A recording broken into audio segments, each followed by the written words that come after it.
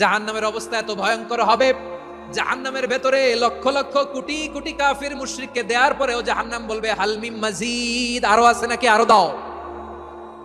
কোটি কোটি কাফেরের দল, মুশরিকের দল, সীমা লঙ্ঘনকারী দল, তাদেরকে যখন জাহান্নামে ফেলা হবে, বড় বড় পাথর খণ্ড জাহান্নামে ফেলা হবে, তারপরও জাহান্নাম বলবে হাল মিন মাজিদ, আরো আছে নাকি, দাও, আরো দাও, আরো দাও। আমার ক্ষুধা নিবারণ হয় নাই। জাহান্নামে তো উত্তপ্ত হবে, জ্বলন্ত হবে, ভয়ঙ্কর হবে। জাহান্নামের এক অংশ আরেক অংশকে খেয়ে ফেলবে। আল্লাহু আকবার।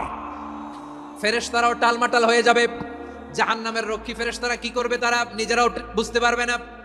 কোটি কোটি মুশরিক কাফেরদেরকে জাহান্নামে নিক্ষেপ করার পরেও জাহান্নাম ঠান্ডা হবে না, শান্ত হবে না, বলবে হাল মিন মাজিদ, আরো আছে নাকি, আরো দাও। কোনো কিছুতেই যখন জাহান্নামকে শান্ত করা যায় না, আল্লাহ তাআলা তার কুদরতি পা জাহান্নামে ঢুকিয়ে দিবেন। দেওয়ার সাথে সাথে জাহান্নাম থেকে আওয়াজ আসবে, কাত কাত বিইজ্জাতিকা ওয়া বিকদরিক, আল্লাহ বিইজ্জাতিকা ওয়া বিকারামিক, আল্লাহ আপনার ইজ্জতের কসম, যথেষ্ট হয়েছে, এনাফ এনাফ, আর লাগবে না। সুবহানাল্লাহ বলেন।